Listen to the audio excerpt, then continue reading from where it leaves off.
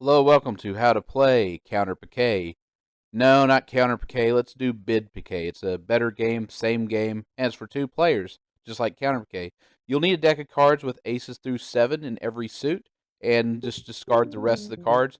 You're going to be dealing 12 cards to each player by dealing 3 cards at a time to each player, and that will have 8 cards remaining, and that will be known as the Talon. The Talon is what, after you have submitted your bids and the bid winners determined, you will be exchanging cards with that Talon.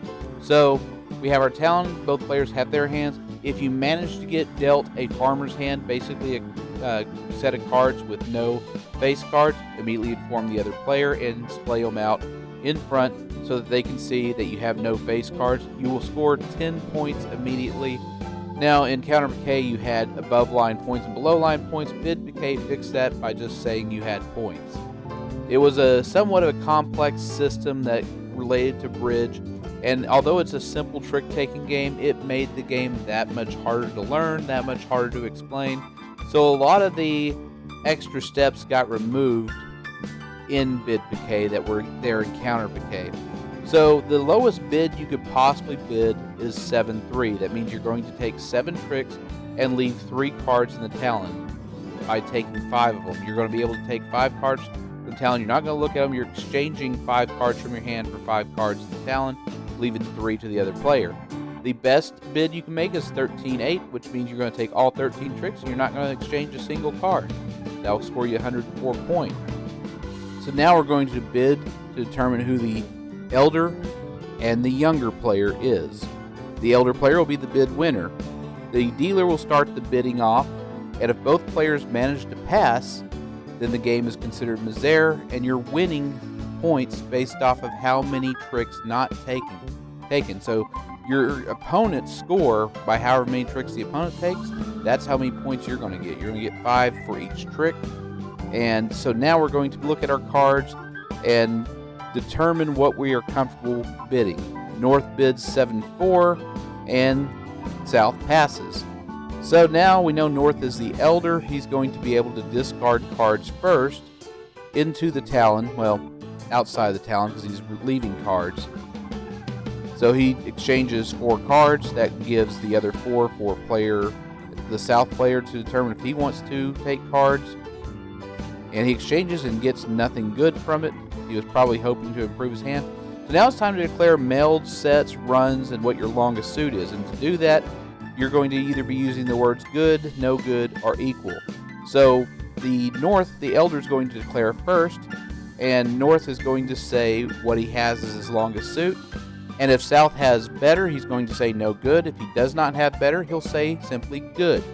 If he has the same, he'll say equal.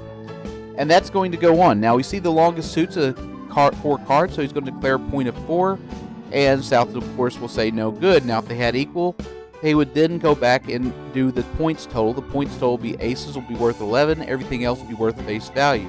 Then we're going to go with our longest sequence. North declares a sequence of 3, South says no good, because he has a longer sequence. Neither side has a set, but with sets you would declare sets. If they were equal, you would then say what your highest card or your card is. If you have a set of 4, the South has a set of 4, they say equal. Well, I have a set of aces, well then good would be declared because you have a set of kings on the South or something else. That's what you would say. So now we're going to go ahead and mark down our points. We get 1 point for the longest suit, the longest card suit. So we had a point of 6 for South. Then you're going to get your points for the sequence. We wrote down a 5, but really 5 cards in a sequence, if we go back to that table, is worth a lot more. So I'll correct that when we revisit. Neither side had a set, then we're just totaling up the points. So let's go back. We see the set of 5 is going to be worth 15 points. Or not a set of 5, a sequence of 5 is worth 15 points. Sets of 3 are worth 3, and sets of 4 are worth 14. We need to also be mindful of the potential to score peak or repeat. And so now we're going to go ahead and do trick taking.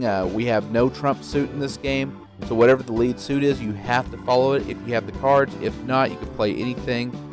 Okay, I messed that up there. It's not 16 points. It should be the sequences will be worth 15. So that'll give us 21 points. So South has 21 points starting out.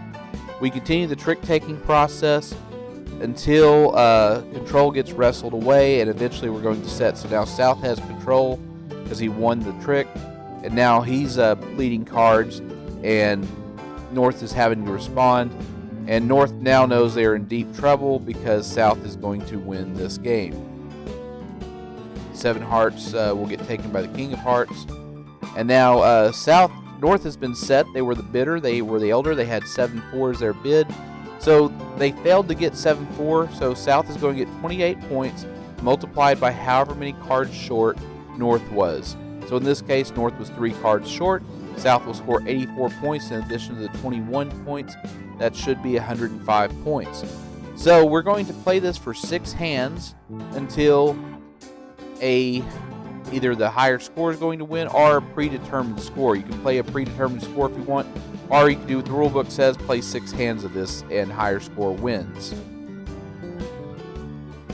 So if you like playing card games in public, do consider coming to our subreddit Card Game Meetups. If you click under the description, you'll find all the links to all the pertinent information, including a Discord server where we talk about card games, dice games, and board games, among other things. If you're having a vacation soon, do consider going to Branson, Missouri. They have a wonderful board game cafe where you can try new games, buy new games, and play with other players you haven't met before. It's a fun time, so do like and subscribe, and I'll see you next video. And I want to thank today's musicians, Hoso Piano, for their honky tonk blues that they did today. Do visit their channel, give them some likes and subscribes, and let them know you appreciate the content they provided today. And if you made it this far into the video, let me know in the comments section what size shoe you wear.